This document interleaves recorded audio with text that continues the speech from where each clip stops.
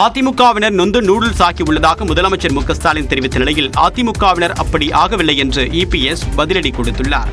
தாங்கள் சிக்கியிருக்கக்கூடிய பல்வேறு வழக்குகளிலிருந்து பல்வேறு பிரச்சனைகளிலிருந்து தப்பித்துக் கொள்வதற்காக போய் யாருடைய காலையிலே போய் விழுந்தார்களோ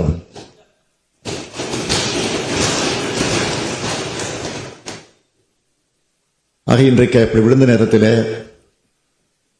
நொந்து போய் நூல்ஸாக மாறி இருக்கக்கூடிய அதிமுக தொடர்கள் தான் இன்றைக்கு தியாகிகளாக இருக்கிறார்கள். அதிமுக எப்பவுமே நொந்து நூலானது கிடையாது. எவ்வளவு பிரச்சனை நான் சந்திச்சுட்டு இருக்கிறேன், இதற்கும் அஞ்சியது கிடையாது. நான் மட்டுமல்ல, அனைத்து இந்திய அண்ணா திராவிட முன்னேற்ற கழக அத்தனை தொண்டனும் எதற்கும் அஞ்சியது கிடையாது.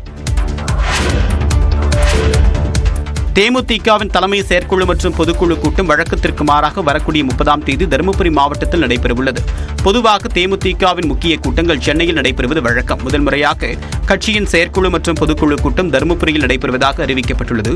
இது தொடர்பாக தேமுதிக தலைமையகம் வெளியிட்டிருக்கிற அறிக்கையில் தருமபுரி மாவட்டம் பாலக்கோட்டில் வெள்ளிச்சந்தை கேவி மஹாலில் வரக்கூடிய 30ஆம் தேதி கட்சியின் தலைமை செயற்குழு மற்றும் பொதுக்குழு கூட்டம் நடைபெறுவதாக தெரிவிக்கப்பட்டுள்ளது.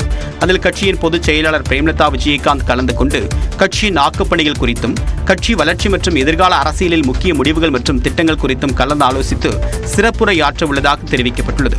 மேலும் இந்த கூட்டத்தில் தலைமை கழக நிர்வாகிகள், உயர்மட்ட குழு உறுப்பினர்கள் உள்ளிட்ட நிர்வாகிகள் மற்றும் கேரளா, கர்நாடகா, ஆந்திரா, மகாராஷ்டிரா உள்ளிட்ட இதர மாநில நிர்வாகிகள் தவறாமல் பங்கேற்க வேண்டும் என்று தேமுதிக தலைமையகம் கேட்டுக் கொண்டுள்ளது. அரசியல் ரீதியாக குழப்பம் ஏற்படுத்தவே அமலாக்கத்துறை சோதனை நடத்தப்படுவதாக திமுக சட்டத்துறை செயலாளரும் மாநிலங்களவை உறுப்பினருமான என்.ஆர். இளங்கோ தெரிவித்துள்ளார்.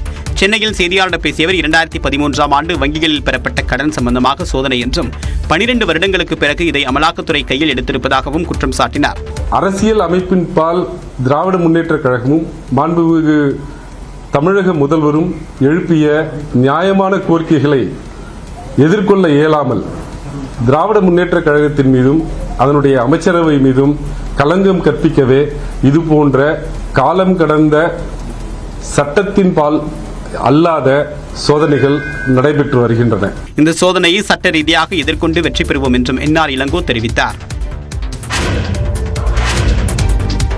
வங்கக்கடலில் உருவாகியுள்ள காற்றழுத்த தாழ்வு பகுதி காரணமாக தமிழ்நாட்டில் சில மாவட்டங்களில் கனமழை பெய்ய வாய்ப்புள்ளதாக சென்னை வானிலை ஆய்வு மையம் தெரிவித்துள்ளது. தென்கிழக்கு வங்கக்கடல் மற்றும் அதனை ஒட்டிய பகுதிகளில் மேல் நிலவும் வளிமண்டல மேலடுக்கு சுழற்சி காரணமாக தெற்கு வங்கக்கடலில் காற்றழுத்த தாழ்வு பகுதி உருவாகியுள்ளதாக வானிலை ஆய்வு மையம் கூறியுள்ளது. மேலும் தென்கிழக்கு வங்கக்கடல் பகுதிகளில் இருந்து தென் தமிழகம் வரை வளிமண்டல சுழற்சி நிலவுவதாகவும் தெரிவித்துள்ளது. இதன் காரணமாக ராமநாதபுரம், புதுக்கோட்டை மாவட்டங்களில் திங்கட்கிழமை கனமழை பெய்ய வாய்ப்புள்ளதாக கணிக்கப்பட்டுள்ளது. செவ்வாய்க்கிழமை புதுக்கோட்டை, தஞ்சாவூர், திருவாரூர், நாகப்பட்டினம், மயிலாடுதுறை மாவட்டங்களில் கனமழை பெய்யலாம் என்றும் தெரிவிக்கப்பட்டுள்ளது. சென்னை மற்றும் புறநகர் பகுதிகளில் லேசான மழை பெய்யலாம் என்றும் கூறப்பட்டுள்ளது. இந்நிலையில் நியூஸ் 18க்கு பேட்டியளித்த தனியார் வானிலை ஆய்வாளர் ஸ்ரீகாந்த் காற்றழுத்த தாழ்வு பகுதியால் வெயில் அதிகரிக்க வாய்ப்புள்ளது என்றார்.